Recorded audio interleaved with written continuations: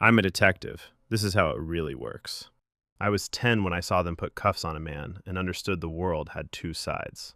My father wore the badge. I watched him lock his gun every night. I wanted that weight. While others chased games, I read crime scenes. The evidence never lies if you know to look. I asked my teacher where law ends and justice begins. He had no answer. That told me everything.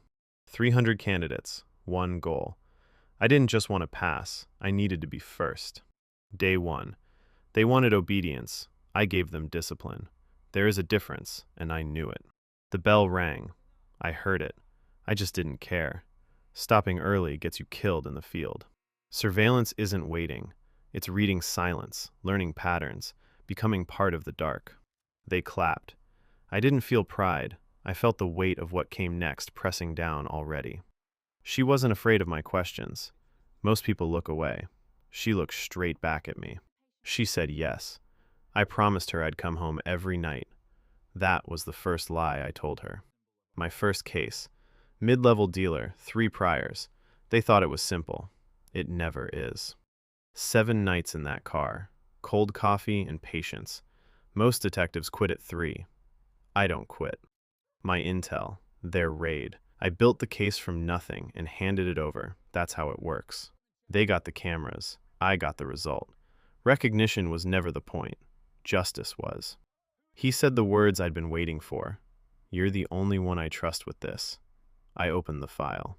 40 names, 12 cities, 1 network. I pinned every thread and stared until it made a map.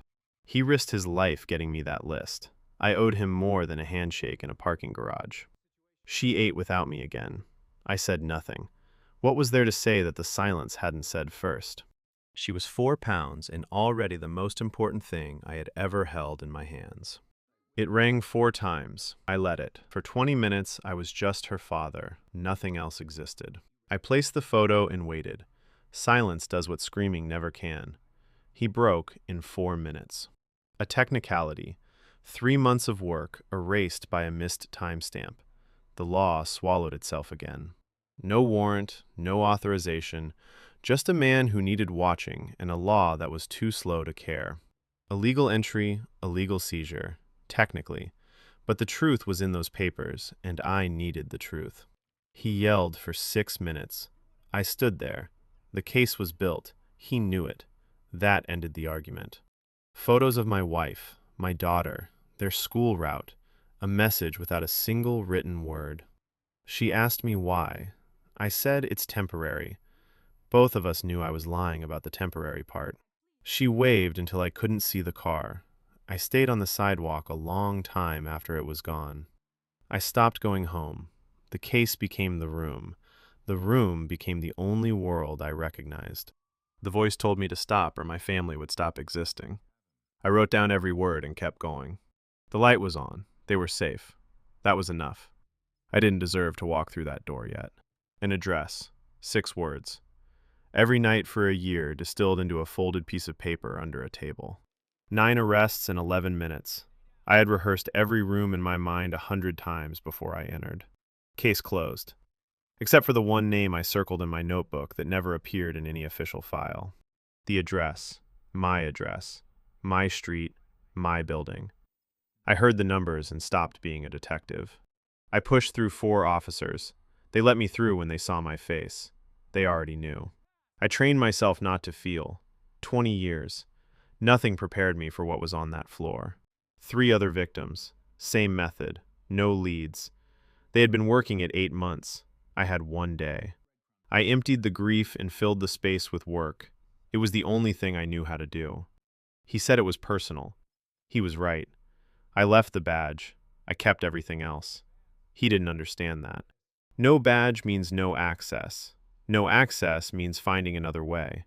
I've always known another way. They hit me hard enough to deliver a message.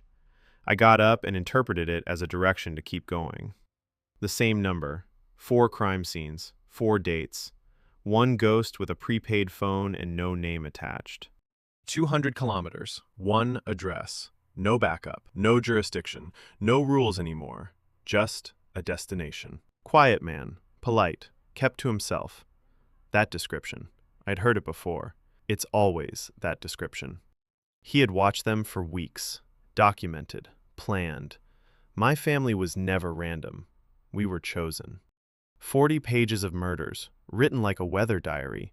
He felt nothing. That made him easier to understand. Creatures of habit. Every killer has one. He bought the same bread from the same stall every Tuesday. 1 second. He knew I knew. I knew he'd run. We both moved before the thought finished forming. 6 blocks.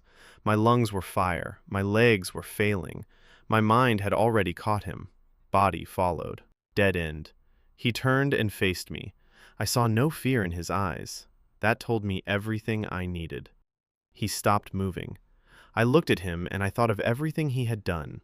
I made my decision. The forest was quiet enough to hear my own breathing. I counted every shovelful, stopped at enough. The city looked clean from up here. It never is. But I called her anyway. She answered on the first ring.